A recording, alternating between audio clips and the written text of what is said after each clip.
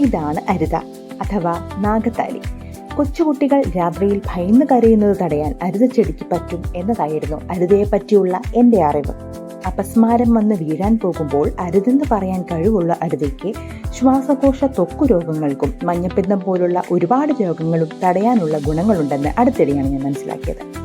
ബാലപീഡയോ പക്ഷിപീഡയോ ഉള്ള കുട്ടികളുടെ കയ്യിലോ കിടക്കടിയിലോ കിഴി കെട്ടിയിടുന്നത് ഭയന്ന് കരയുന്നത് തടയാൻ സാധിക്കുമെന്ന് അനുഭവസ്ഥർ പറഞ്ഞിരുന്നു. ഇപ്പോൾ ഞാനും ഒരു അനുഭവസ്ഥയാണ്.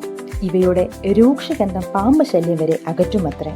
അസാധ്യ ഔഷധ മൂല്യമുള്ള അരുതയെ കുട്ടികളുള്ള വീടുകളിൽ നിർബന്ധമായും വളർത്തേണ്ടതാണത്രേ. ഇത് സതിയമ്മ തില്ലൂർക്കാവ് പൂരത്തിന് കുമാർ നഴ്സറിയിൽ നിന്നും വളരെ കഷ്ടപ്പെട്ട് സംഘടിപ്പിച്ചതാണ് കേട്ടോ. ഇനി മുതൽ നമ്മുടെ വീടുകളിൽ അരിവേപ്പിനും പനികൂർക്കയ്ക്കും തുളസിക്കുമൊപ്പം അരുതയ്ക്കും ഒരു സ്ഥാനം നൽകാം. പിന്നെ സ്റ്റോറി റിബ്രൂവിന് വെയിറ്റ് ചെയ്യുന്നവർക്കായിട്ട് December 5 5 മറക്കല്ലേ. Stay tune.